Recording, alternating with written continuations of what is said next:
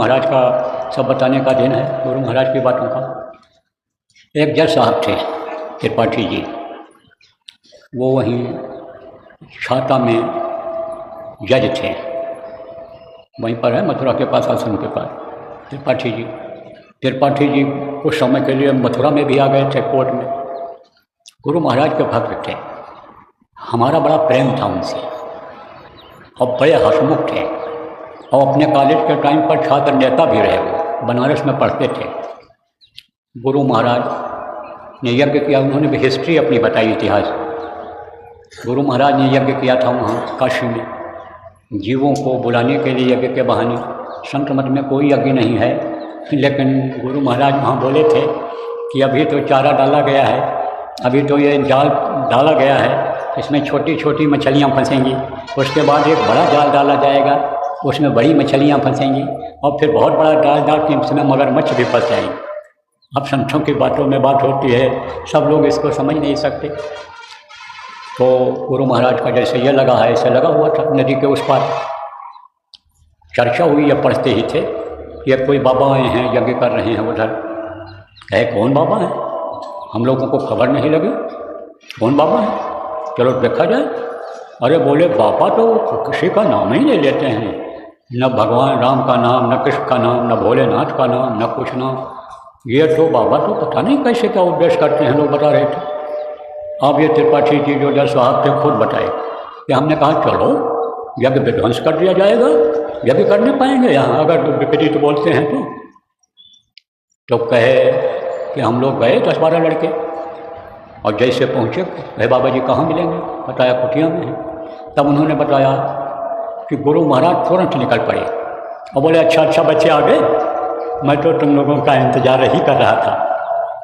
और सबके सिर पर हाथ रखे, सबकी आंखों में देखा तो बता रहे थे जैसे करंट दौड़ गया अंदर हाथ रखते ही, और एकदम दिल दिमाग बदल गया।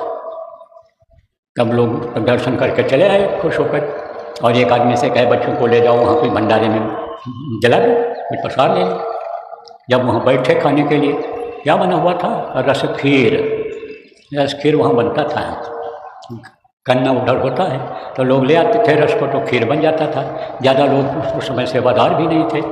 हम लोग 1 महीना पहले वहाँ पहुँच गए थे, गुरु महाराज का डेरा पड़ गया था, तो तैयारी कराई जाती थी, तो वहाँ पर रस खीर खाए, बात भी करते रहे।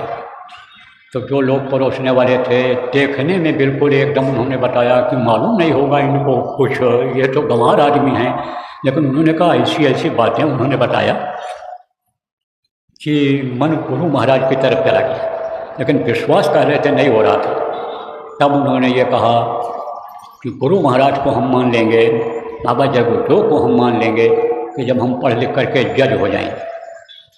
अब भैया जब पढ़ लिख करके जज हो गए, वो चीज़ तो भूल गई थी उनको। तो जब वहाँ कोर्ट में पहुँची, जब यहाँ आए मथुरा में ट्रांसफ़र हुआ उनका, और जब यहाँ पर आए तो किसी ने कहा कि ये जगदो के वकील हैं। एक वकील वहाँ जाते थे कोर्ट में प्रैक्टिस करने के लिए।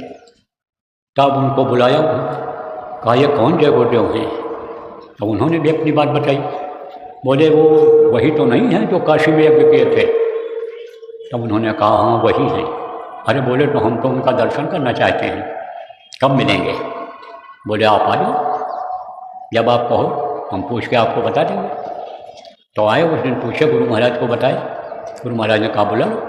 अब जब वो आए, गुरु महाराज ने कुर्सी पर बैठने के लिए कहा, कुर्सी में नहीं बैठे, और ऐसे जैसे देखा होगा आपने राम के सामने हनुमान बैठते थे, ऐसे बैठे और बातचीत किए।